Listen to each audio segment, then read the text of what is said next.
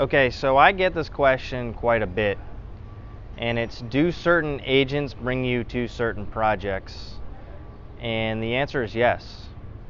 One of the examples I like to give is, I remember when I was in high school and my father was showing me his investment account, and he had an investment account with a certain brokerage.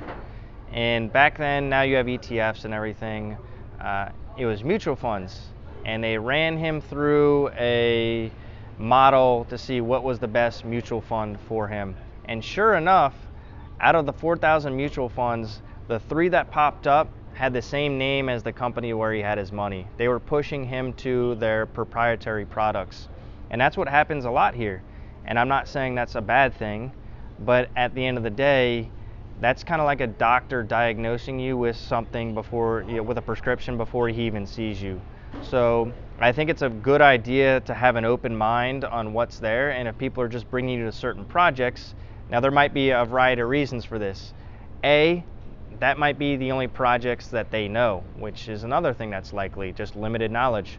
Another thing is that they might be incentivized to sell that project to you. And I'm telling you this because people reach out to me after they'll do a tour and they'll say, hey, I wanted to see this project, but this particular person wouldn't bring me to it.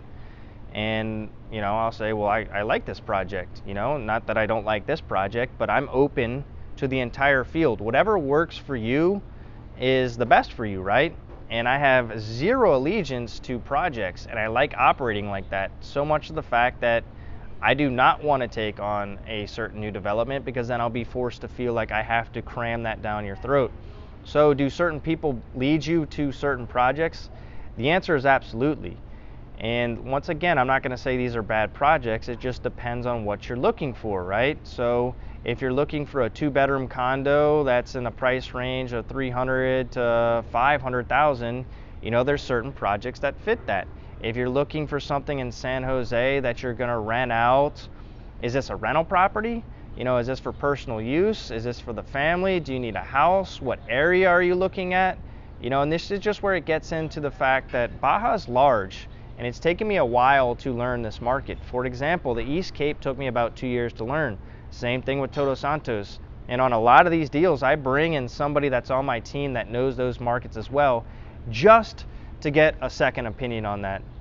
And that is the opposite of bringing somebody to a project that they know is within their company, and that's why they're bringing you there. So it just depends on what you're looking for. Once again, it's not a red flag. It's just certain people will lead you to certain projects.